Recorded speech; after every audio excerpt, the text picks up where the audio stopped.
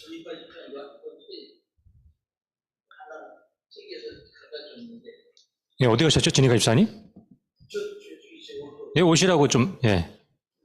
네네네. 당구장에 가서 빨리 데려오셔야 될 것 같아요. 네, 기도함으로 시작하겠습니다. 사랑의 아버지 하나님, 우리 전중앙교회 사랑하여 주셔서 또 일터 수명스쿨 2주차를 또 함께 하게 하신 것 감사합니다. 이 시간 또 시청을 주께 맡겨드립니다. 예수님 이름으로 기도했습니다. 아멘.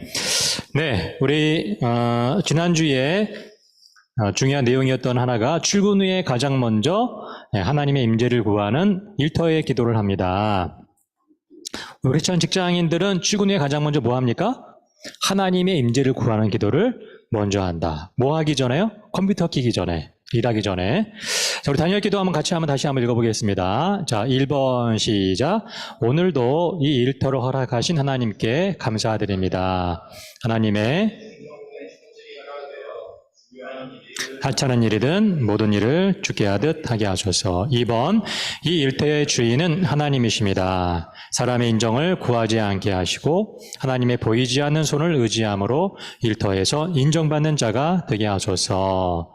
3번, 이 업무는 하나님께서 맡겨주신 하나님의 일입니다.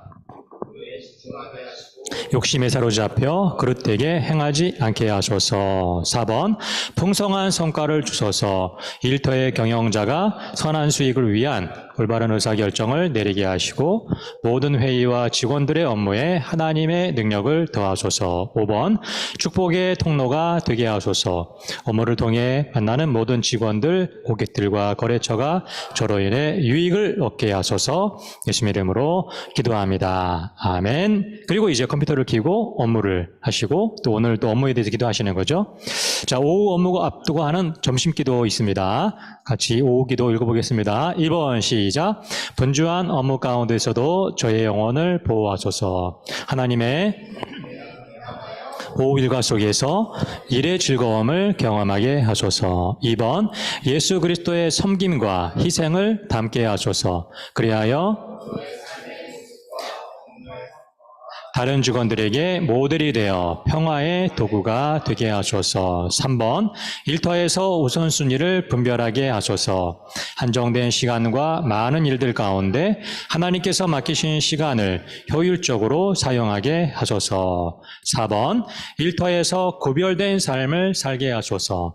세속적 가치관과 문화 속에서도 다니엘과 같이 하나님의 뜻대로 살아가는 지혜와 용기를 주소서. 5번, 업무로 지쳐있는 저와 동료에게 새 힘을 주소서. 오후 업무에서도 성과를 거둘 수 있는 지혜와 능력을 더하여 주소서. 예수님 이름으로 기도합니다. 아멘. 하루를 마무리하는 저녁 기도입니다. 한번 읽어보겠습니다. 1번 시작. 오늘 하루의 삶 속에서 하나님께서 저와 함께하여 주심에 감사드립니다. 2번, 제가 감당한 모든 일이 하나님께 영광이 되게 하시고 일터에 유익이 되게 하소서. 3번, 잘못 결정한 일이 있다면 깨닫게 하여 주셔서 바로 잡을 수 있는 은혜를 베풀어 주소서. 4번, 육체의 피로를 완화시켜 주시고 퇴근 후 시간이 영혼의 안식이 있는 시간 되게 하소서. 5번, 퇴근 후에 건강한 가정을 세우는 하나님의 청지기로 일터에 쏟은 열정만큼 충실하게 하소서. 예수님 이름으로 기도합니다. 아멘. 네, 우리 6주 동안 계속적으로 반복할 겁니다. 왜 반복할까요? 네, 중요하니까. 예, 중요하니까. 그렇죠? 예. 우리 중요하니까 반복하고요. 반복해서 나에게 일터 제자의 습관으로 형성되도록. 그래서 6주가 끝나더라도 이 세미나는 끝나지만 여러분 계속해서 일터에서 이 다니엘 기도로 하나님의 임재를 구하고 경험하는 그런 은혜가 풍성할 줄로 믿습니다. 아멘. 자, 우리 42페이지 펴볼까요? 제일 뒤에. 우리 다니엘 기도 훈련, 감사와 회개 적는 그 페이지가 나오죠. 오늘 날짜 5월 7일. 네, 5월 7일 적어주시고요. 다니엘 기도 아침, 점심, 저녁 총 15개 기도문 앞에 페이지에 보시면 있죠. 39페이지에 직장인용, 40페이지에 학생용, 그리고 41페이지에 주부용, 가정용이 있습니다. 직장용을 보시면 되겠습니다. 기도문 보시면서 이 15개 기도문 가운데 나는 이 내용이 지난 주간에 감사로 다가온다. 예를 들어서 아침 2번, 그럼 아침 2번이라고 쓰시고 감사 옆에 이런 이유 때문에 감사하다. 간단하게 감사 이유를 적으시는 거예요. 그리고 또 기도문을 쭉 보시면서 이 기도의 내용은 내가 나의 일터에서 일상의 삶에서 내가 순종하지 못했고 또 아직 기도해야 될 내용이다. 그러면 회개의 내용으로 선택하시는 거죠. 뭐 예를 들어서 점심 3번을 나는 회개로 선택하겠다. 그럼 점심 3번이라고 쓰시고 왜 회개하는지 간단하게 회개의 내용을 쓰시면 되겠습니다. 이해하시겠죠? 네. 자, 그러면 지금 여러분 첫째 칸 5월 7일 날짜를 쓰시고요. 감사 한 가지, 회개 한 가지 선택하시고 간단한 이유를 적어주시고 그리고 옆에 있는 분하고 나눌 거예요. 기록한 다음에는 자, 두 분씩 좀 짝을 져서 앉으시면 좋겠습니다. 나누기 위해서. 네. 강의 안에 더 남는 게 없나요? 정유 집사님 강의에 남은 게 없나요? 아, 그래요? 다 나갔군요. 예. 같이 보죠, 뭐. 네. 네, 정 집사님, 우리 최 목사님과 같이 나눠주시면 될 것 같습니다. 네. 그리고, 네. 우리 장유 집사님은 좀 이따가 강성 집사님과 나눠주시면 될 것 같고요. 네. 우리, 그리고,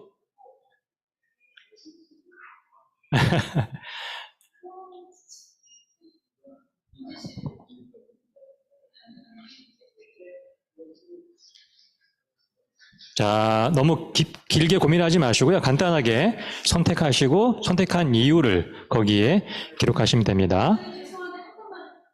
옆에 있는 분에게 물어보세요. 네. 아, 그러세요? 네. 우리 39페이지에 단일기도 거기 있죠? 39페이지에. 네. 단일기도문 아침, 점심, 저녁 15개 기도문 가운데 내가 이 내용은 감사하다. 제가 때는 내용을 선택하시는 거예요. 선택 먼저. 뭐 아침 3번이 나는 감사. 그럼 아침 3번이라고 쓰시고 왜 감사한지, 감사의 이유를 간단하게 옆에 쓰시는 거예요. 그리고 또 15개 기도문 가운데 이 내용은 내가 회개해야 되겠다. 그 회개의 내용으로 또 한 가지 선택하시는 거죠. 점심 뭐 4번. 나는 점심 4번이다. 그러면 왜 회개해야 되는지 간단한 회개의 이유를 거기 적으시면 됩니다. 그리고 나의 감사와 회개를 옆에 있는 분하고 나누시는 거죠. 저는 감사가 몇 번이고 왜 감사한지, 회개가 몇 번이고 왜 회개하는지 이렇게 옆에 있는 분하고 단일 기도, 우리 감사 회개 기록하고 나누는 시간 지금 가지시는 겁니다.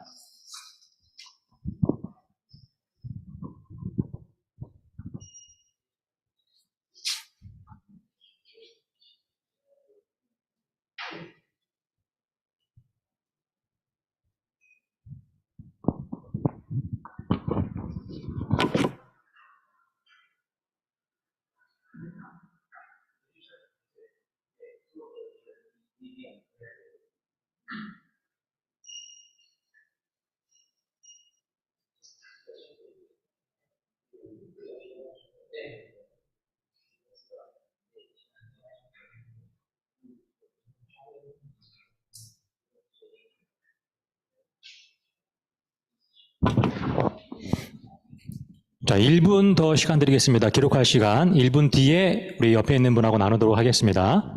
저의 감사는 이거고 이유는 무엇이고 저희 회개는 이거고 이유는 무엇입니다. 이렇게 나누도록 하겠습니다.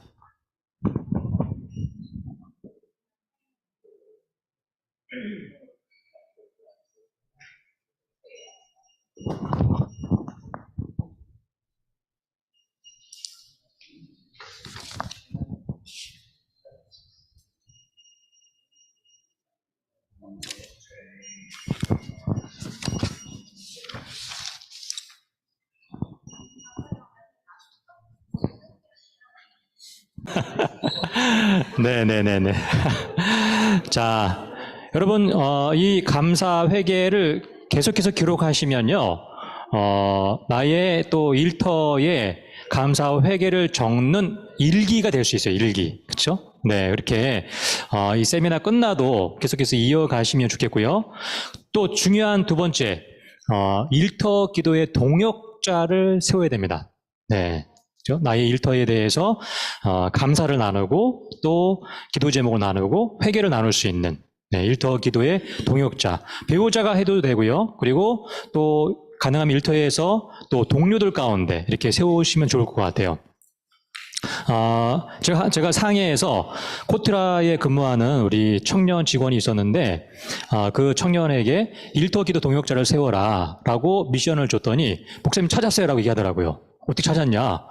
그 모든 직원이 단체방에 그 위치에 푸사를 보니까 어떤 직원이 십자가가 있는 거예요, 십자가. 이 사람 교회 다니는구나.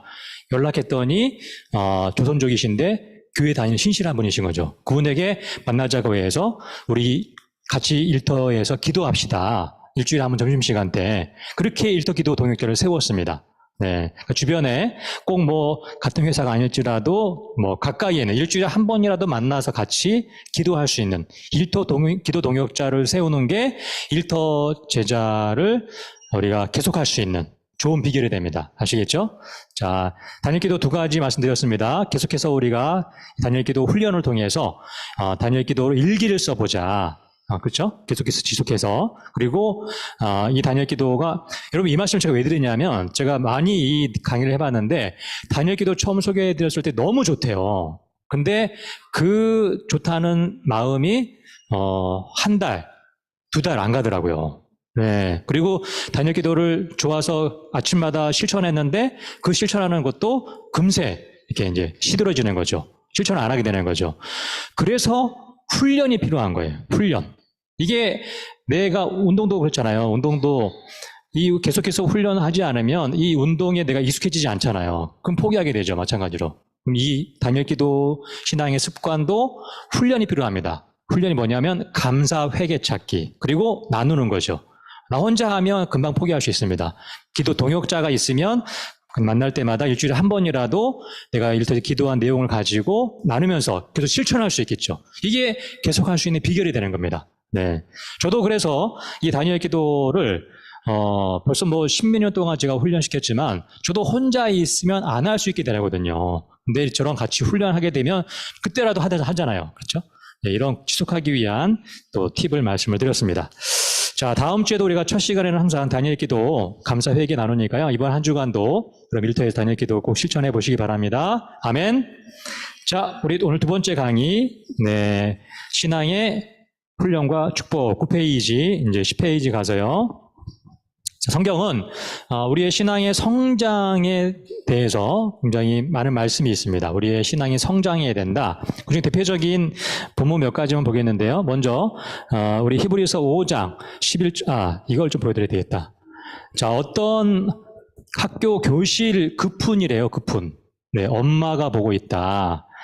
네, 우리 학생들이 누구 앞에서 공부하고 있는 거죠? 엄마 앞에서, 그렇죠. 예. 근데 우리 크리스천 학생은 엄마가 아니라 누구 앞에서 공부해야 되죠? 하나님이죠, 그렇죠. 하나님 앞에서 공부하는 아이, 그렇죠. 그래서 하나님 앞에서 공부하는 그런 신앙의 훈련을 하기 위해서 공부하기 전에 단일 기도를 먼저 하는, 그렇죠. 예, 학생용 단일 기도. 그래서 우리가 아이들한테 알려줘야 되고 또 훈련시켜야 되는 것입니다. 네. 자, 그래서 우리 감사 회개 우리가 오늘도 했고요. 자, 신앙훈련과 축복. 첫 번째 보면 히브리서 5장 11절에서 14절의 말씀. 자, 먼저 여러분 여기서 우리가 말씀 한번 읽어보겠습니다. 멜기세덱의 시작. 멜기세덱에 관하여는 우리가 할 말이 많으나 너희의 듣는 것이 둔함으로 해석하기 어려우니라.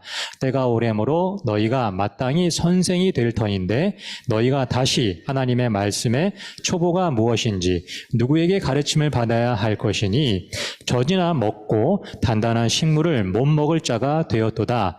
대저 젖을 먹는 자마다 어린아이니 의의 말씀을 경험하지 못한 자여 단단한 식물은 장성한 자의 것이니 저희는 지각을 사용함으로 연단을 받아 선악을 분별하는 자들이니라. 아멘. 자, 이 말씀에서 두 부류 사람들이 나오죠. 첫 번째는 어린아이 신자가 나오고 두 번째는 장성한 신앙의 신자가 나옵니다. 자, 거기 대조점에다 여러분 기록하시면 됩니다. 이 두 부류 사람들의 대조점 무엇입니까? 어린아이 뭘 먹죠? 젖을 먹습니다. 젖, 그렇죠? 이 초신자도 이해할 수 있는 그런 말씀을 전이라고 할 수 있고요. 그럼 장성한 신앙의 사람은 뭘 먹습니까? 이 말씀에 보니까 단단한 식물을 먹죠. 우리가 처음 봐서는 이해하기 어려운 그런 말씀을 단단한 식물이라고 할 수 있는데, 자, 그 다음에 또 어린아이 신자의 특징은 이 말씀에 보니까 의의 말씀을 경험하지 못하고 있는 그런 특징을 가지고 있고요. 장성한 신앙의 사람은 지각을 사용하고 말씀을 깨닫고 그리고 연단을 받아, 그렇죠? 우리가 훈련을 받아 선악을 분별하는 자가 장성한 자다. 여러분, 선악이라고 하는 것은 옳고 그름이 아니라 하나님이 기뻐하시는 뜻이 무엇인지를 분별할 수 있는 사람이 바로 장성한 신앙을 하는 것입니다. 다시 말씀드리지만 여러분, 이 답안이 제일 뒤에 있어요. 그래서 놓치더라도 여러분 너무 안타까워하지 마시고, 뒤에서 답안 보시고 적으시면 됩니다. 자, 두부류 사람들의 차이점, 대조점을 정리해 봤고요. 그러면 더 중요한 게 공통점이에요. 이 어린아이 신자와 장성한 신자의 공통점이 무엇이냐? 첫 번째 공통점은 말씀을 먹는 거죠. 말씀을 먹는다. 즉 크리스천이라고 하는 것입니다. 둘 다 크리스천이에요. 자, 두 번째 공통점이 굉장히 중요한데요. 자, 어떤 공통점이 있냐면 둘 다 때가 오랜 크리스천이라고 하는 것입니다. 둘 다 때가 오랜 크리스천이다. 여기 보면 알 수 있죠. 다 때가 오래므로. 그러므로 여러분 뭘 알 수 있습니까? 어린아이 신자가 교회에 온 지 얼마 안 된 초신자가 아니라는 것입니다. 똑같이 교회에 나온 지 오래됐는데 어떤 신자는 어린아이 신앙에 머물러 있고 어떤 신자는 신앙의 훈련을 받아서 장성한 신앙이 성장했다고 하는 것이죠. 자, 그러므로 교회에도 오래 다녔다고 해서 신앙이 성장하는 것이 아니라 오래 다녔지만 여전히 어린아이 신앙에 신자가 있다라고 하는 것을 우리가 알 수 있고, 우리가 오래 다닌다고 해서 당연히 신앙이 성장하는 것이 아니라는 것도 우리가 또 알 수 있겠죠. 자, 그렇다면 두 번째 질문으로 가서 왜 어린아이로 머물러 있느냐? 오래됐지만 히브리서 본문이 알려주는 그 답이 무엇입니까? 의의 말씀을 뭐 하지 못했기 때문에? 경험하지 못했기 때문에. 의의 말씀은 듣기는 들었죠. 많이 들었죠. 일주일에 한 번씩만 들어도 1년에 몇 번 듣는 겁니까? 52번을 듣는 거죠. 52주니까, 그렇죠? 수요일 나오면 100번을 넘게 듣고요. 그렇죠? 또 큐티 하면 더 많이 듣겠죠. 말씀을 듣기는 많이 들었지만 그 말씀을 경험하지 못하면 어린아이 신앙에 머물러 있을 수밖에 없다고 하는 것입니다. 자, 우리 이 말씀을 경험하는 것에 대한 또 중요한 구절이 시편 34편 8절의 말씀인데 한번 말씀 읽어보겠습니다. 너희는 시작. 너희는 여호와의 선하심을 맛보아 알지어다. 그에게 피하는 자는 복이 있도다. 질문 나와 있죠. 누가 언제 하는 고백입니까? 다윗이, 그렇죠. 아비멜렉의 왕 앞에서 미친 채 하다가 쫓겨나면서 적은 시라고 나와 있습니다. 왜 이 블레셋의 왕인 아비멜렉 왕 앞에서 다윗이 미친 채 하다가 쫓겨났을까요? 다윗이 신분을 숨기고 블레셋 지역으로 도망갔거든요. 누굴 피해서? 사울을 피해서. 그렇죠? 근데 다윗이 이스라엘의 장군인 것을 신분이 드러난 것이죠. 그러면 어떻게 될까요? 당연히 죽겠죠. 그때 그 죽음의 위기를 다윗이 어떻게 모면했습니까? 미친 채 하면서 침을 이렇게 막 숨에 흘리면서. 근데 다윗의 이 고백이 무엇입니까? 그 어려움, 고난을, 죽음의 위기를 피한 것이 어떤 인간적인 꾀가 아니라 하나님의 선하신 도움이었다고 고백하고 있는 것이죠. 그러면서 우리에게 주는 도전의 말씀이 무엇입니까? 여호와의 선하심을 어떻게 하라고요? 알기만 하라? 맛보아 알지어다. 경험하라. 라고 하는 것을 이 말씀에서 우리에게 알려주는 것이죠. 자, 그러면 다음으로 장성한 신앙의 특징이 무엇이냐면, 자, 앞에서 정리했지만 단단한 식물을 먹죠. 그리고 지강을 사용하고 연단을 받아. 이 연단을 받는다고 하는 것을 트레인드. 우리가 계단을 한 계단 한 계단 올라가는 것처럼, 단계를 올라가는 것처럼 연단을 받는 신앙의 훈련을 말합니다. 그리고 하나님의 선하신 뜻을 분별하는, 선악을 분별하는 자가 장성한 자의 특징이죠. 자, 우리 여기서 제자가 어떻게 형성되는 것인지 우리가 이 문장으로 정리할 수 있는데요. 제자는 태어나는 것이 아니고 훈련으로 되는 것이다. 밑에 제가 영어 단어 써놨죠. 제자, disciple. 훈련, 트레인도 있지만 디서플린도 훈련이라는 단어입니다. 그러니까 어원이 같은 것을 알 수 있겠죠. 제자는 짠하고 태어나는 것이 아니라 훈련으로, 훈련으로 되는 것이다. 그러므로 우리가 이 신앙 훈련을 받는 자리에 우리가 참여를 해야 되겠죠. 우리가 그냥 예배만 드려서는 겨우 그냥 젖을 먹는 것처럼 어린아이의 신앙에 계속 머무를 수밖에 없다고 하는 것입니다. 신앙 훈련을 받는 자리에 우리가 참여해서 제자로서 신앙이 성장해야 한다는 것이죠. 자, 우리 신앙의 성장이 있어야 된다. 두 번째 본문으로 에베소서 4장 11절에서 15절 말씀을 함께 살펴보겠습니다. 먼저 말씀 읽어보겠습니다. 그가 시작. 그가 혹은 사도로, 혹은 선지자로, 혹은 복음 전하는 자로, 혹은 목사와 교사로 주셨으니 이는 성도를 온전케 하여 봉사의 일을 하게 하며 그리스도의 몸을 세우려 하심이라. 아멘. 여기서 질문할 수 있죠. 교회 직분 맡은 자들, 즉 사도나 선지자나 복음 전하는 자나 목사와 교사의 역할이 무엇이냐. 역할. 세 가지 역할이 나와 있죠. 성도를 온전케 하는 것이다. 온전케 하는 것이다. 여러분 앞에 이제 그 성경 말씀 보시면 제가 빨간 글씨로 하여라고 제가 강조해 놨죠.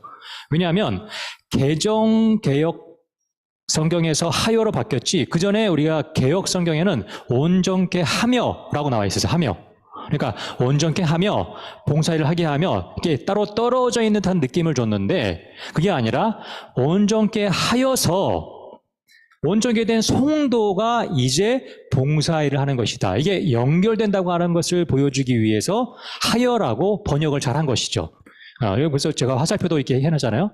온전케 한다고 하는 것은 준비시킨다, 훈련시킨다, 그런 의미가 있습니다. 성도를 직분 맡은 자들이 준비시켜서 훈련시켜서 그 온전케 된 성도가, 준비된 훈련된 성도가 이제 교사나 성가대나 또 안내위원이나 봉사일을 하게 될 때에 결과적으로 어떤 일이 교회에 일어납니까? 그리스도의 몸이 세워진다.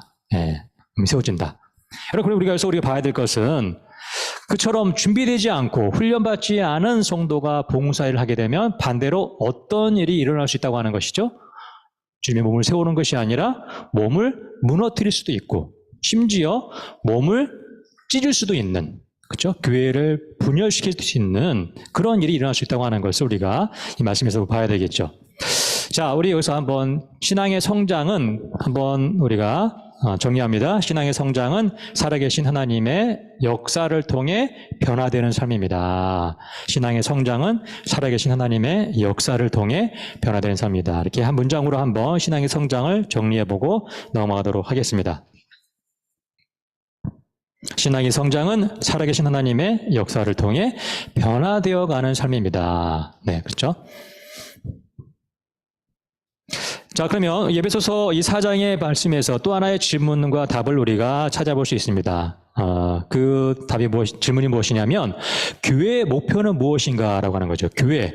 여러분, 교회는 건물이 아니라는 말씀 지난주에 말씀드렸죠. 교회는 성도들의 모임, 성도들의 공동체이기 때문에 그럼 성도들의 목표라고도 바꿀 수 있죠. 이 질문을. 성도들의 신앙의 목표는 무엇이냐? 네, 답이 무엇입니까? 네, 머리 되신 그리스도까지 자라는 것. 네. 머리 되신 그리스도까지 자라는 것이 성도들의 신앙의 목표라고 성경 말씀에서 우리에게 정해 주셨습니다. 여러분, 이 목표를 우리에게 알려주신 것은 누구나 이 목표 앞에서 겸손하라는 것이죠. 겸손하라. 누구도 이 목표에 우리가 살아있는 동안 이룰 수 없기 때문에 이 목표 앞에서 겸손하라. 자, 그러면 신앙의 성장을 또 이렇게 우리가 좀 정리할 수 있는데요. 신앙의 성장은 그리스도 안에서 자신을 발견하는 삶입니다. 그리스도 앞에서, 그리스도 안에서 이렇게 또 할 수 있겠죠. 그리스도 안에서 자신을 발견하는 삶이 바로 신앙 성장입니다.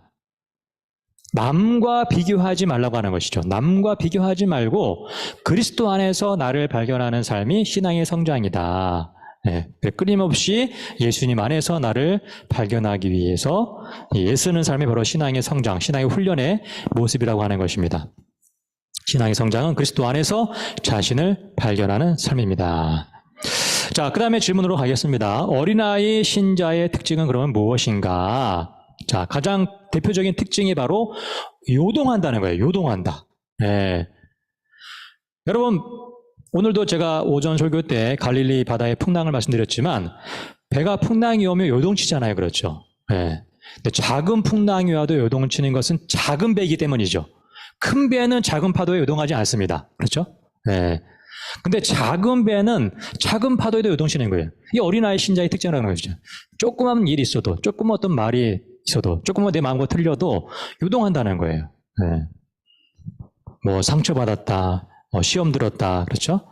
자, 어린아이의 신자를 이처럼 요동하게 만드는 건 세 가지 이유가 나오는데요. 사람의 속임수, 그리고 간사한 유혹, 그다음에 모든 잘못된 교훈의 풍조, 이 세 가지가 어린아이 신자를 요동하게 만드는 요소인데요. 이 당시에 이 모든 유혹과 모든 헛된 교훈의 풍조는 어떤 율법주의나 거짓 교사들의 그런 잘못된 가르침, 또 어떤 헬라의 영지주의처럼 우리의 영만 귀하고 육은 또 우리가 귀하지 않기 때문에 우리가 타락해도 된다. 이런 잘못된 그런 가르침들이 바로 당시의 거짓 교사였습니다. 오늘날의 이런 잔사한 유혹이나 속임수나 교훈의 헛된 교훈의 풍조들은 어떤 게 있습니까?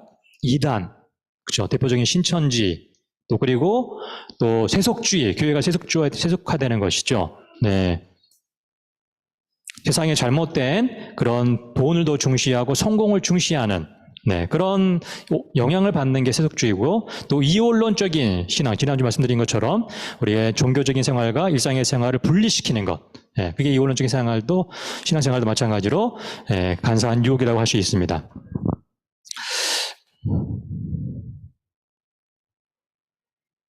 자, 이제 세 번째 신앙의 성장에 대한 또 본문 베드로후서 3장 17절, 18절 말씀 보겠습니다. 같이 읽어볼게요. 그러므로 여러분 이 말씀 읽을 때에 베드로후서의 마지막 부분입니다. 베드로 사도가 전서 후서를 썼죠. 이 베드로 사도의 편지의 마지막 부분, 질문이 그러니까 이거죠. 베드로가 마지막까지 교회에 권면하는 내용이 바로 이 말씀 안에 들어있다고 하는 것이죠. 굉장히 중요한 내용인 것을 알 수 있습니다. 자, 그런 의미로 같이 한번 읽어보겠습니다. 그러므로 시작. 그러므로 사랑하는 자들아, 너희가 이것을 미리 알았은즉 너희 굳센 데서 떨어질까 삼가라. 오직 우리 주 곧 구주 예수 그리스도의 은혜와 저를 아는 지식에서 자라가라. 영광이 이제와 영원한 날까지 저에게 있을지어다. 아멘. 이렇게 베드로 사도의 편지가 마무리됩니다. 베드로 사도가 마지막까지 교회 성도들에게 권면하는 내용의 핵심이 무엇입니까? 자라가라. 자라가라. 신앙이 성장해야 된다. 무엇 안에서? 예수 그리스도의 은혜 안에서, 예수 그리스도의 아는 지식 안에서 자라가라고 마지막까지 베드로 사도가 강조하면서 권면하는 것이죠. 자, 여러분, 은혜라고 하는 것은 자격이 없음에도 불구하고 값없이 우리에게 주신 하나님의 선물이 바로 은혜의 특징이죠. 그리고 이 지식이라고 하는 것은 마태복음, 요한계시록 그런 성경 지식만이 아니라 예수 그리스도를 알아감으로, 성경을 통해서 예수 그리스도를 알아감으로 말미암아 나타나는 성령님의 역사로 인한 모든 인격적인 변화가 바로 지식입니다. 지식은 우리가 그것을 경험한다고 하는 것이 성경의 지식의 특징이죠. 야다라고 하는 것은 경험하는 지식이 바로 중요한 특징이죠. 그냥 머리로 아는 지식이 아니라, 근데 우리가 경험하기 위해서는 성령님의 역사로 인하여서 나타나는 모든 인격적인 변화, 말씀을 통해서, 그게 바로 지식, 예수 그리스도 안에서의 지식을 의미하는 것입니다. 자, 마지막 본문 보겠습니다. 골로새서 1장 28절, 29절 말씀, 같이 말씀 우리 읽어보겠습니다. 28절 시작. 우리가 그를 전파하여 각 사람을 권하고 모든 지혜로 각 사람을 가르침은 각 사람을 그리스도 안에서 완전한 자로 세우려 하매니. 29절 말씀 같이 읽습니다. 이를 위하여 나도 내 속에서 능력으로 역사하시는 이의 역사를 따라 힘을 다하여 수고하노라. 여기서 우리가 이런 질문을 할 수 있습니다. 사도 바울의 이 사역의 또 신앙의 목표는 무엇입니까? 세 가지로 사도 바울이 자신의 사역 목표, 신앙의 목표를 이렇게 우리에게 말해주고 있죠. 각 사람에게 그리스도를 전파함, 각 사람을 그리스도 안에서 가르침, 각 사람을 그리스도 안에서 완전한 자로 세움. 예수님을 모르는 사람에게 예수님의 십자가 죄 용서의 그 사랑의 복음을 전파하는 것이죠. 전파한다. 그리고 그 예수님의 복음을 들은 사람을 이제 그리스도 안에서 가르쳐서 신앙의 훈련과 성장으로 인도한다. 그렇게 신앙의 훈련을 받은 사람을 이제 완전한 자로, 아까 말씀드린 것처럼 준비된 자로, 훈련시킨 자로 교회의 공동체에 세운다고 하는 것이죠. 자, 이 사도 바울의 사역 신앙의 목표를 보면서 이런 질문을 우리가 한번 해봐야 됩니다. 나의 신앙의 목표는 어떠한가? 나의 사역의 목표는 어떠한가? 네. 우리가 이러한 사도 바울의 사역의 신앙의 목표를 통해서 도전받아서 나도 이러한 신앙의 목표로 우리가 신앙생활을 해야 되겠구나. 그런 도전을 받아야 된다고 하는 것이죠. 일주일에 주일 예배만 딱 드리는 끝나는 것이 아니라 그 예배를 통해서 우리가 지난주에 한국모험 교회에서 우리를 보셨듯이 영적으로 충전받고 무장했으면 이제 영적 전쟁터인 세상으로 나가서 일터에 나가서 그중에 십자가 복음이 필요한 사람에게 복음을 전파하고 신뢰를 통해서 때를 따라서 때를 잘 우리가 판단해서요. 그리고 그들을 가르치고 말씀으로 가르치고 말씀을 배우는 훈련의 자리에 인도하고 그들을 또 주님의 몸된 교회에 완전한 자로 세우는 것이 우리의 남은 인생의 사역의 신앙의 목표가 되어야 한다는 것입니다. 자, 이제 신앙의 성장의 영역을 우리가 예수님의 모델을 통해서 보도록 하겠습니다. 우리 누가복음 2장 52절 말씀 같이 한번 읽어보겠습니다. 예수는 시작. 예수는 그 지혜와 그 키가 자라가며 하나님과 사람에게 더 사랑스러워 가시더라. 예수님의 신앙 성장의 가장 좋은 모델이시죠. 예수님은 4가지 영역에서 신앙이 성장했다라고 나와 있습니다. 첫 번째, 지혜가 자라가셨다. 지적인 성장을 말씀하시는 거죠. 그리고 키가 자라갔다. 신체적인 성장, 신체적인 건강, 유지, 그런 것들입니다. 그리고 하나님에게 더욱더 사랑스러워 가셨다. 이것은 뭘 말합니까? 영적인 성장. 그리고 사람에게도 더욱더 사랑스러웠다. 그것은 사회적인, 관계적인 성장을 말하는 것이죠. 지적, 또 신체적, 하나님과 영적, 사람과의 사회적인, 전인적인 신앙 성장을 예수님께서 이루신 것입니다. 사무엘도 마찬가지였습니다. 이 사무엘이 점점 자라매 여호와와 사람들에게 은총을 더욱 받더라.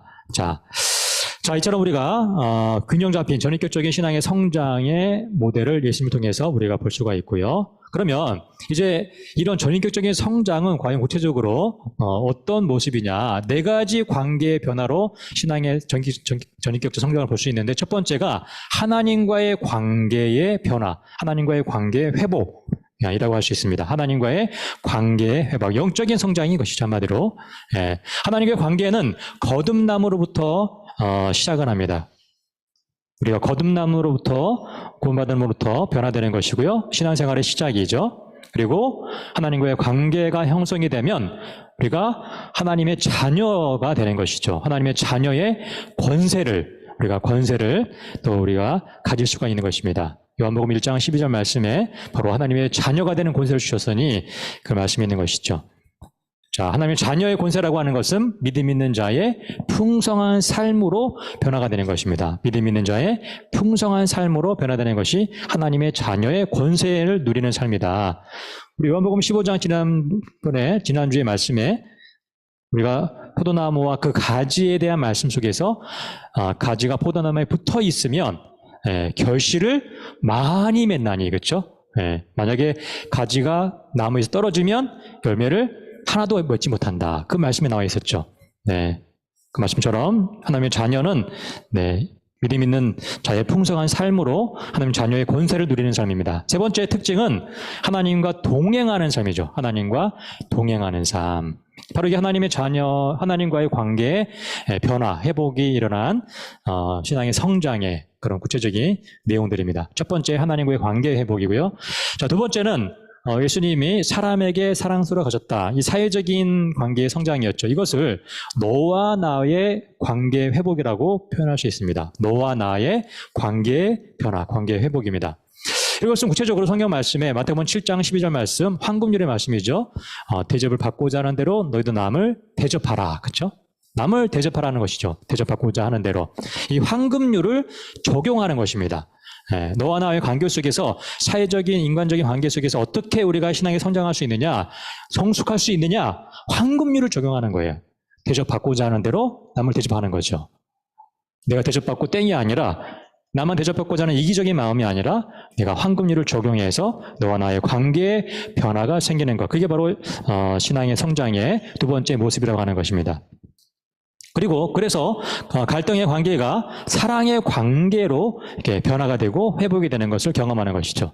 갈등의 관계가 사랑의 관계로 회복되는 것이 너와 나의 관계의 회복이다. 네.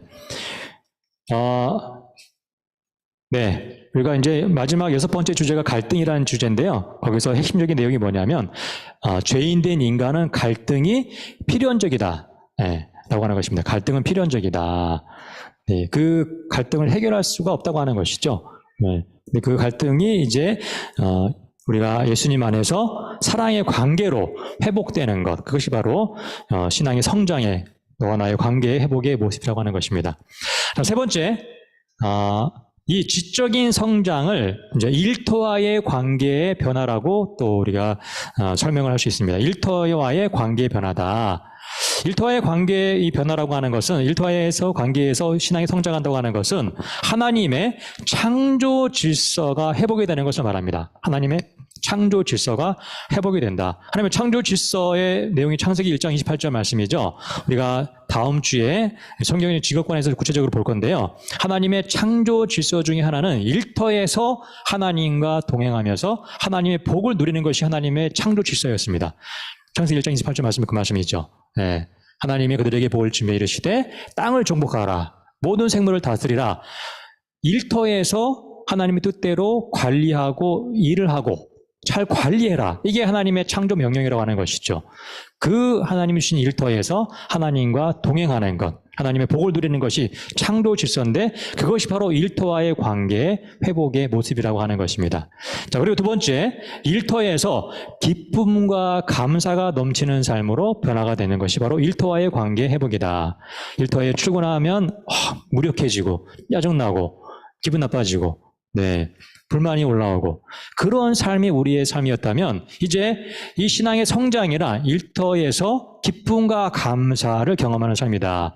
왜 그렇습니까? 하나님의 약속의 말씀이 있기 때문이죠. 자, 항상 기뻐하라. 네, 데살로니가서 5장 17절 말씀이죠. 항상 기뻐하라, 쉬지 말고 기도하라, 범사에 감사하라. 이것이 그리스도 안에서 너희를 하신 하나님의 뜻이니라. 어디에서 우리가 기뻐해야 되죠? 모든 영역에서, 특별히 우리의 일터에서 기뻐하라, 감사하라, 기도하라. 네. 이 말씀이 이루어지도록, 하나님의 약속의 말씀이니까 이루어지도록 우리가 기대하고 기도하는 것이죠. 네. 제가 지난주 금요 기도 때 말씀드렸던 내용인데, 기도하면 기대하게 된다. 한번 따라하겠습니다. 기도하면 기대하게 된다. 뭘 기대할 수 있죠? 하나님의 약속의 말씀이 이루어지는 것을 기대할 수 있다는 거예요. 근데 우리는 기도하지 않고 계속 짜증의 상태, 계속 불만의 상태에서 있는 것이죠.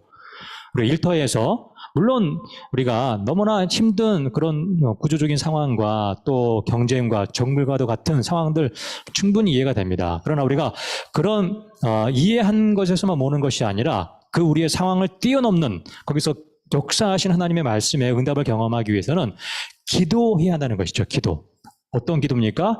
하나님의 이 기쁨과 감사를 경험하는 삶이 나의 일터에서 경험되게 하옵소서라고 기도할 때에 우리가 하나님의 약속의 말씀이 이루어지는 것을 기대할 수 있다고 하는 것입니다. 하나만 여러분 제가 예를 들어 말씀드리면 어떤 간호사가 이런 기도했습니다. 저 수간호사 때문에 정말 죽겠습니다. 맨날 이렇게 갑질하고, 1,000원 주면서 빵 10,000원어치 사오라고 시키고, 그쵸? 말도 안 되지만, 또 남겨오라고 하고, 진짜 일어난 일이래요. 그쵸? 어디 가서 그 비싼 빵 사와라라고 얘기하는 거죠. 이게 갑질이죠. 그 뭐라고 그랬죠? 그거를 뭐라고 그러죠? 마름이라고 그랬나? 마름? 태움, 그쵸? 태움이죠. 맞아. 근데 실제 크리스찬 간호사가 그 힘든 자기 상사를 만나서 하나님께 기도했어요. 하나님, 역사해 주세요. 응답을 경험했습니다. 어떤 응답을 경험했을까요? 네, 그 괴롭히던 상사가 다른 병원으로 옮겨졌습니다. 하나님이 그 사람을 옮겨주실 수도 있는 거예요. 네, 그래서 제가 아는 분이 기도의 응답을 크게 두 가지라고 말씀하시더라고요. move or remove.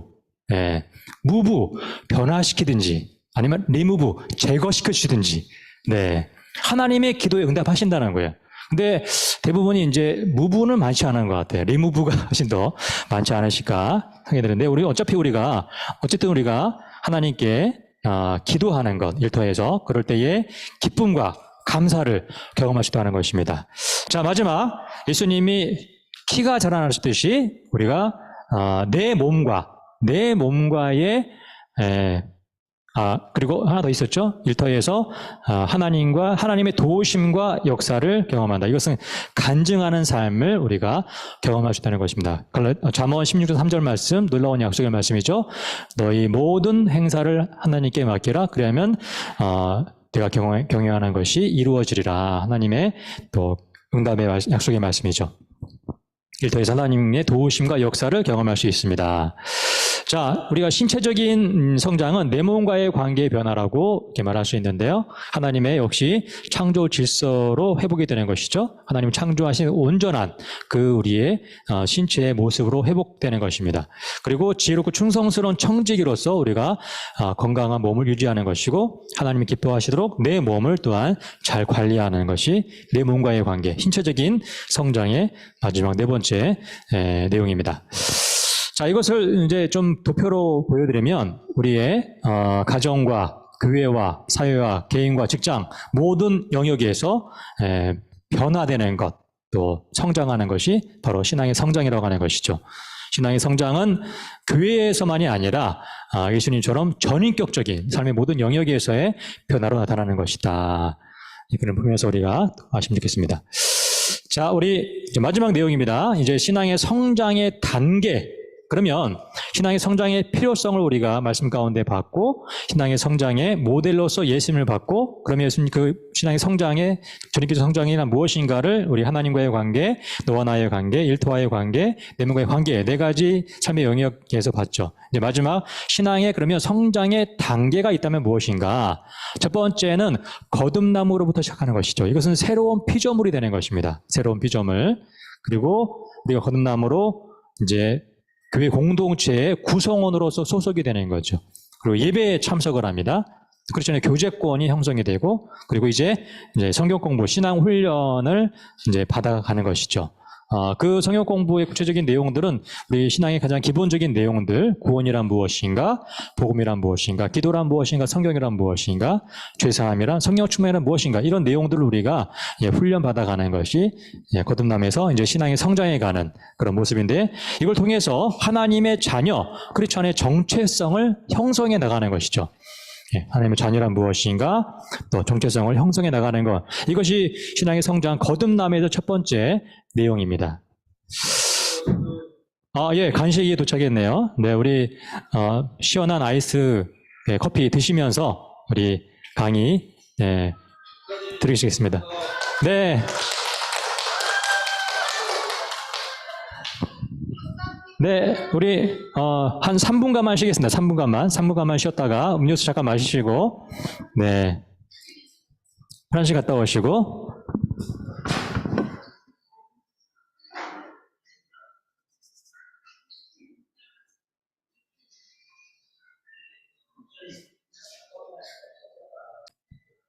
자, 계속 이어가겠습니다. 두 번째 우리 신앙의 성장의 단계는 초신자, 거듭남에서 이제 초신자 단계로 우리가 신앙이 성장하는 것이죠.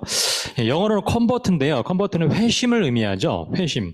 우리가 죄로부터 돌이키고 또 신앙으로, 믿음으로 나아가는 것이 회심인데, 초신자라고 할 수 있습니다. 이 초신자의 신앙의 단계의 특징은 첫 번째 구원의 확신을 갖는 거예요. 내가 구원받은 자라고 하는 확신을 갖는 것이죠.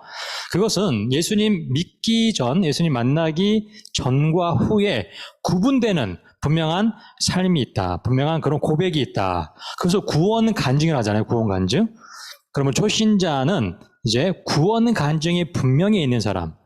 비포 애프터, 그렇죠?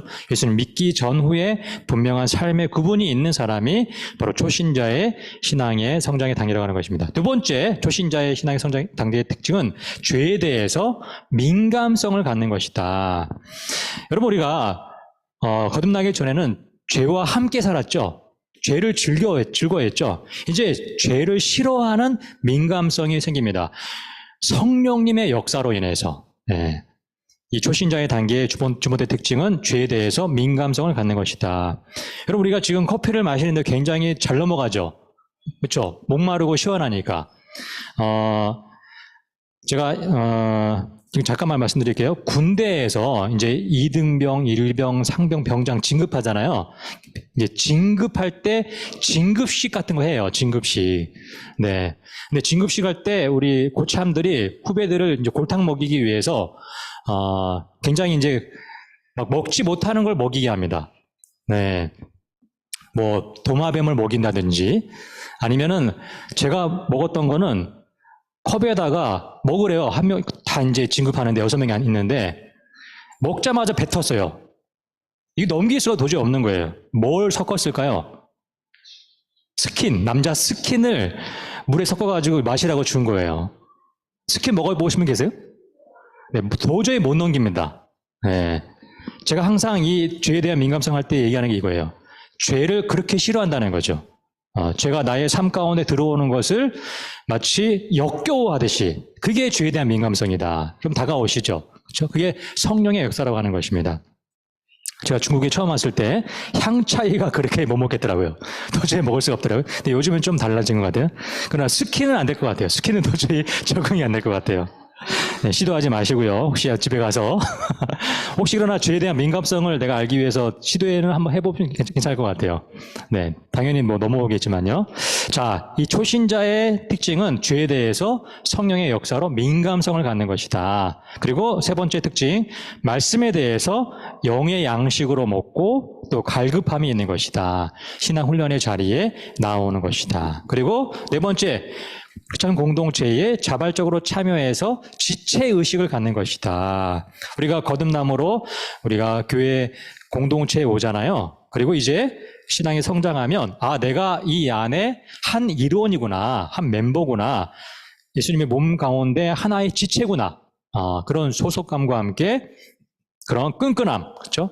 단지 그런 세상적인 단체의 끈끈함이 아니라 지체의식, 정말 뗄 수 없는 한 부분인 걸 알아가는 것을 우리 초신자의 단계에서 우리가 경험한다고 하는 것이죠.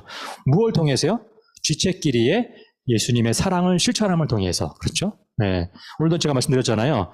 같이 걱정해 주는 것이다, 지체들은.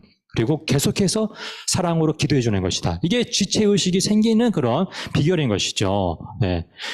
교회 왔네? 라고 우리가 그냥 간단하게 인사만 하고, 이렇게 관심을 잘 갖지 않으면 지체의식을 갖기가 어렵겠죠. 네, 우리가 같이 관심을 가져주고, 같이 걱정해주고, 또 기도해주고, 그렇죠? 그게 지체의식을 우리 갖게 되는 것입니다. 우리가 지체의식을 우리가 서로 풍성하게 가질 때에 그 공동체에 누군가 오고 싶어 하잖아요. 그렇죠? 네. 근데 왔더니 서로 이제 아는 척도 잘 안 하고 지체의식 없는 거 같고 그러면 그 공동체에 누가 오겠습니까? 우리 심청중앙 공동체에도 정말 이 지체의식으로 정말 이렇게 서로 하나 되는 그런 공동체가 되기를 주님의 이름으로 축원합니다. 아멘. 자, 초신자의 단계 넘어서 세 번째, 헌신. 이제 헌신의 단계로 나아갑니다. 이것은 영어로 로드십이죠. 로드십. 하나님의 주인 되심을 우리가 인정하는 것입니다. 인생의 주인이 바뀌는 일이죠. 인생의 주인.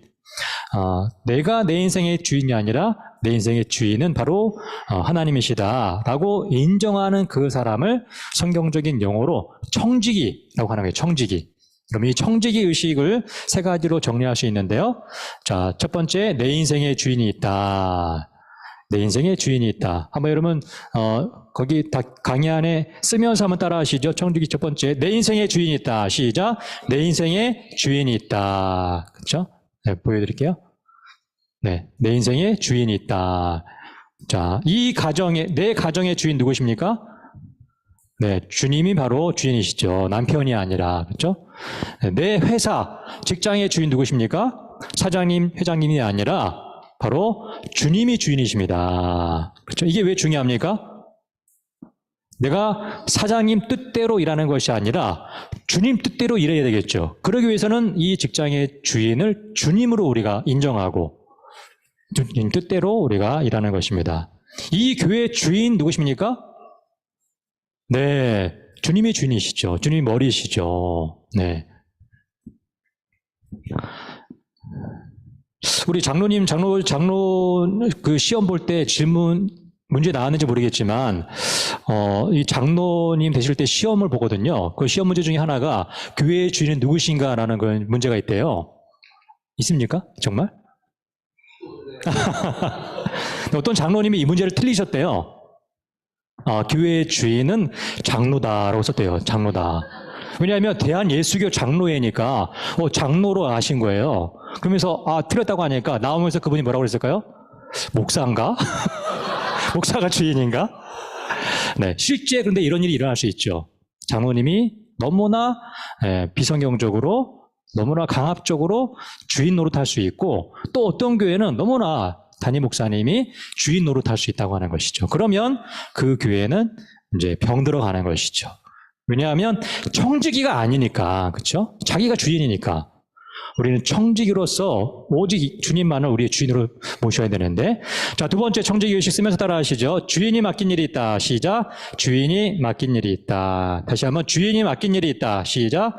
주인이 맡긴 일이 있다. 그렇죠? 네, 우리의 직업, 내가 하고 있는 이 일 다 주인이신 하나님께서 맡겨주신 일이다. 그 하나님의 일을 나에게 맡겨주셨다라고 하는 그 의식이 직업 소명 의식이죠. 네.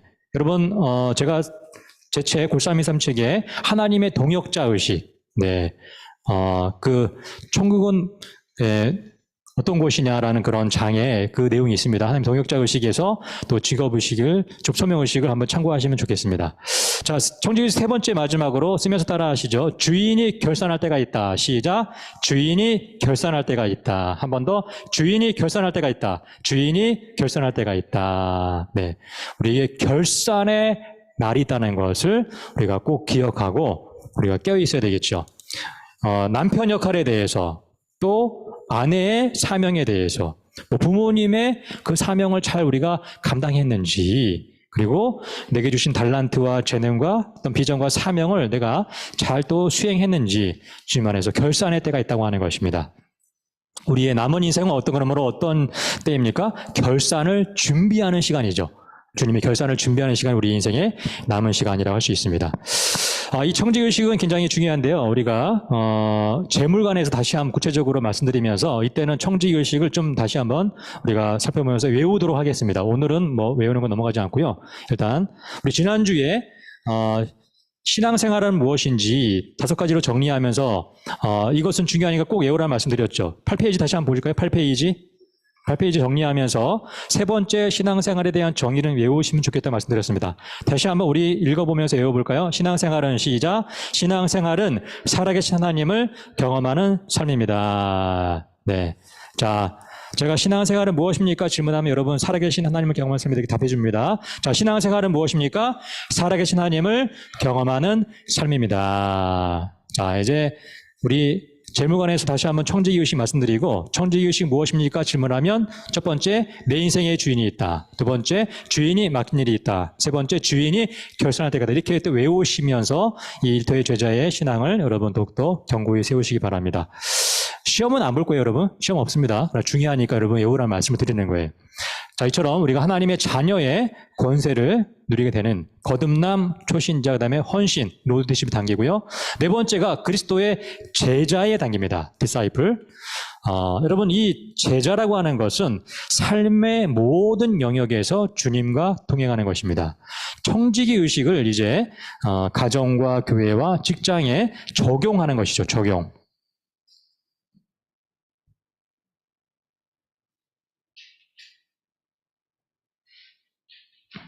그렇죠?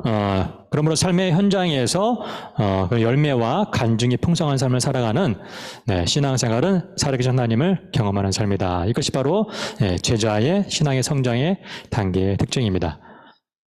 삶의 모든 영역에서 주님과 동행한다. 자, 마지막 지도자의 단계입니다. 지도자. 제자를 거쳐서 이제 제자의 삶을 살아가면서 지도자의 성장의 단계까지 나가는 것이죠. 여러분, 이 신앙의 성장에서 지도자는 어떠한 사람을 지도자라고 할 수 있을까요? 어떠한 사람이 신앙의 성장에서 지도자일까요? 네, 이렇게 우리가 그 특징을 볼 수 있습니다. 지도자는요, 제자를 세우는 사람이 지도자예요. 네, 제자를 세울 수 있는 사람. 하나님 보실 때 하나님께서 맡기는 사람마다 전도할 뿐만 아니라 그 사람을 제자로 세우는 사람을 하나님이 얼마나 귀한 일꾼으로 보시겠습니까? 내가 이 사람을 맡기기만 하면 전도할 뿐만 아니라 훈련시키고 또 양육시켜서 신앙을 성장하게 해서 제자로 만든다. 그렇죠? 여러분, 우리가 내 자녀도 신앙에 성장해야 되겠죠. 맞습니까? 그렇죠? 그럼 내 자녀를 신앙 성장하게 하는 책임이 가장 누구에게 있습니까? 부모에게 있죠, 부모에게. 그러면 내 자녀의 신앙의 성장이 바로 예수님의 제자가 되는 것이죠. 내 자녀를 제자로 만드는 그 지도자의 역할을 부모가 해야 되는 것이죠. 그리고 또 내게 맡긴 그런 교회에서 또 그런 훈련으로 내게 맡겨진 사람들, 또 우리가 세상에서 일터에서 나를 통해서 복음을 들을 뿐만 아니라 나를 통해서 양육을 받아야 될 그 사람들을 이제 제자로 세우면 그 사람이 바로 지도자라고 하는 것입니다. 그럼 이 지도자의 자질에 대해서 출애굽기 18장과 사도행전 6장에 각각 세 가지씩 조건이 있는데요.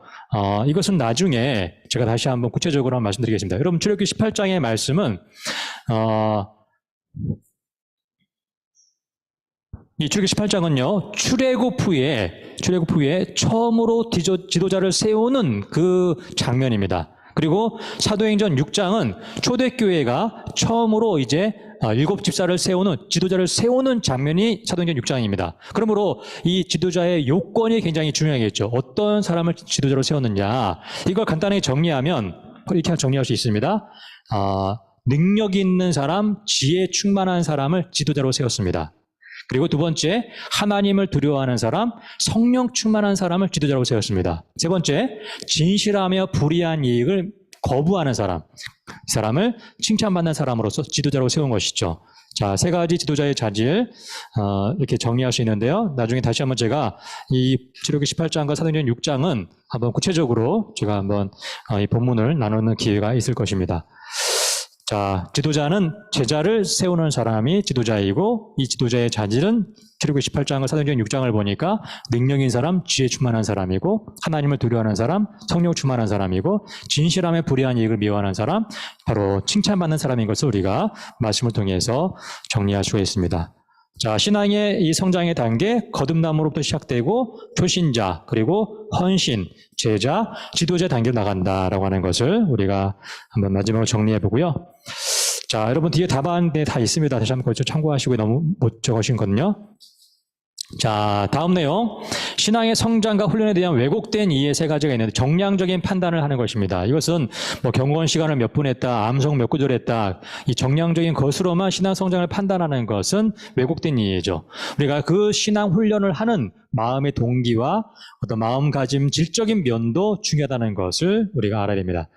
그리고 단선적인 접근은 무엇이냐면 신앙의 성장과 훈련에 대해서 그 내용이 단지 어떤 전도나 선교나 어떤 성경 공부로만 향하는 것이 단선적인 조건이라고 하는 것이죠. 우리가 우리 종교 개혁자들이 싸웠던 이런 우리 일상과 종교 생활을 벽을 쌓는 것이 아니라 우리 이론론적인 삶을 살아가는 것, 모든 삶의 영의 주님이 주인이신 것을 우리가 또 훈련하는 것, 그리고 만인 제사장, 직업소명 등의 전인격적 신앙을 소홀히 할 수 있는 그 단선적인 접근도 왜곡된 것이고요. 그리고 독선적인 태도, 내가 어떤 한 기준으로 훈련받았으니까 다른 사람들을 판단하거나 정죄하는 그런 비판적인 태도도 옳지 않다고 하는 것입니다. 자, 이제 마지막 적용입니다. 신앙이 성장하고 있습니까? 어떤 영역에서 어떻게 훈련되고 있습니까? 네, 예수님처럼 지혜가 자라가며 지적인 성장, 또 키가 자라가며 신체적인 또 성장과 관리, 그리고 하나님과 영적인 성장, 사람과의 또 관계적인 사회적인 성장 중에 내가 부족한 부분을 훈련을 해야 되겠죠. 그리고 신앙이 없는 그리스도인의 특징이 무엇입니까? 내 주변에 어린아이 그리스도인이 있다면 어떻게 도울 수 있겠습니까? 그리고 신앙 성장을 위한 구체적인 목표가 있습니까? 날마다 구체적이고 실제적으로 어떻게 그 신앙 훈련을 성장을 적용할 수 있을까요? 이게 적용인데요.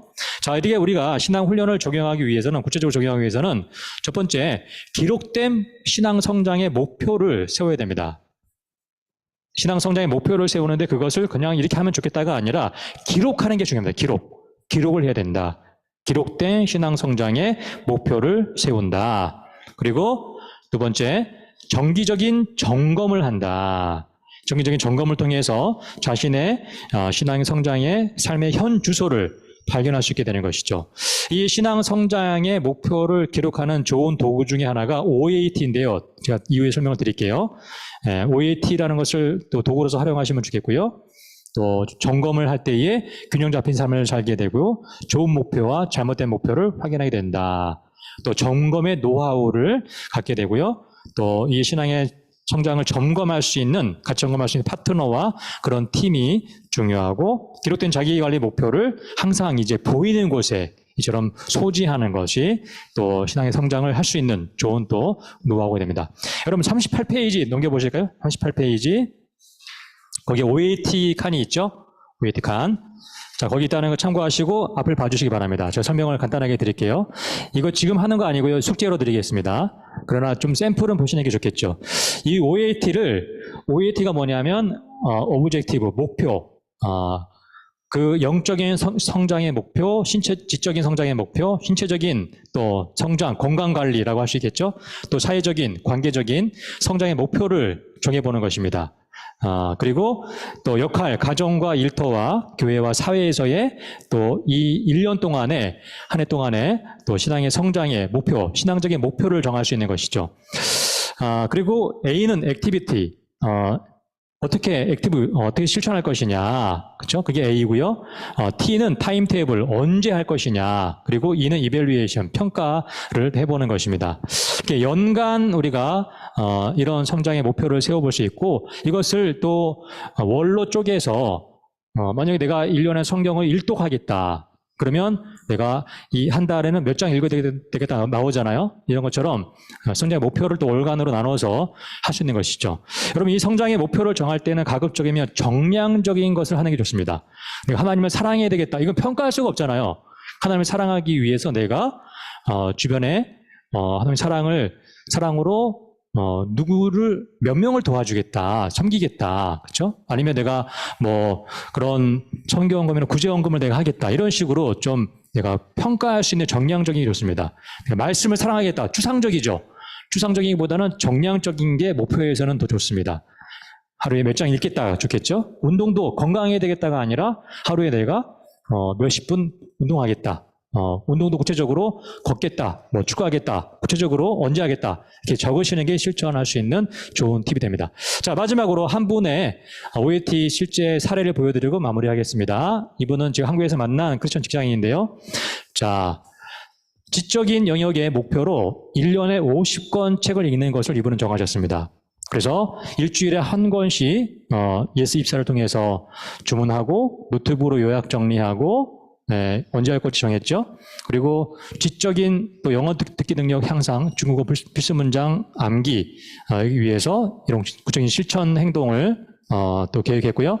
신체적으로 건강을 양호하기 위해서 건강검진, 또 종합 비타민제 복용, 헬스 3개월 이상 출석하기, 굉장히 구체적이죠. 이렇게 하라는 거예요. 이렇게.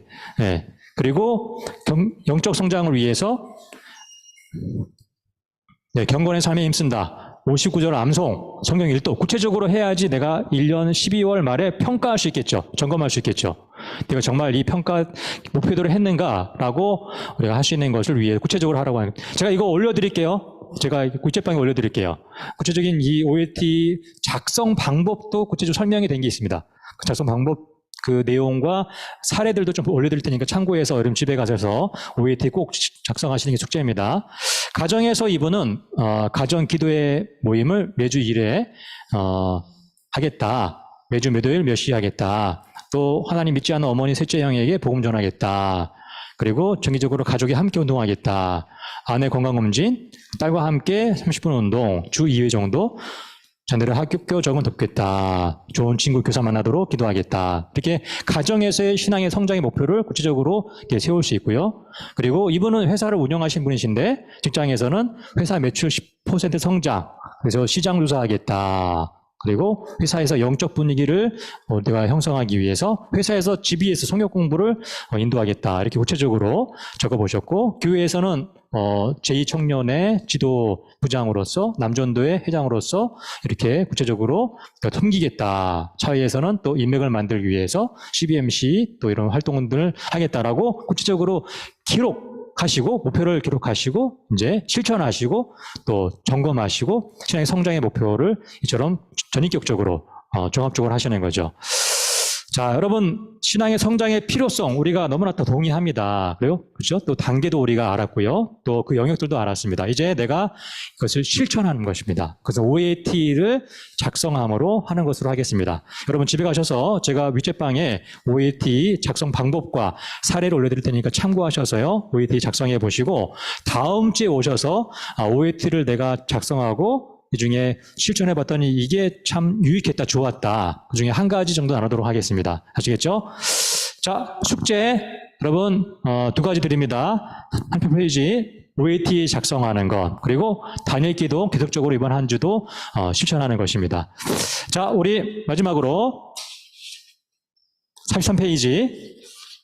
자, 우리 한 주간 기도 제목. 네, 지난주에 적으셨죠? 그 밑에다가 두 번째 칸에 조언 소개에다가 기도 제목 적는 겁니다. 우리 43페이지 조언 소개에다가 5월 7일 날짜 적으시고요.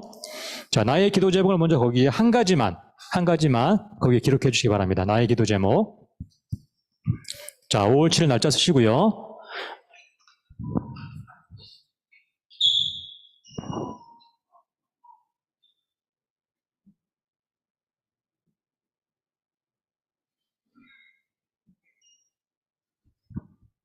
자, 한 가지만 우리 좀 빠른 시간 안에 간단하게 기도 제목 적어주시고, 우리 오늘은 지난주와 나눴던 분 말고 다른 분, 다른 분과 만나서 우리 기도 제목 나누고 서로 기도해주고 마무리하도록 하겠습니다. 자, 한 가지만 기도 제목 적어보시기 바랍니다. 한 가지 제일 중요한 거 한 가지만 적어보시고 나누도록 하겠습니다. 주한기사님은 목사님하고 해주세요. 네, 목사님하고 기도 제목 나눠주시고요. 자, 기도 제목 나누겠습니다. 네네. 제 기도 제목은 이것입니다. 우리 3분 드리겠습니다. 3분. 3, 4분 안에 기도 제목 나누시기 바랍니다.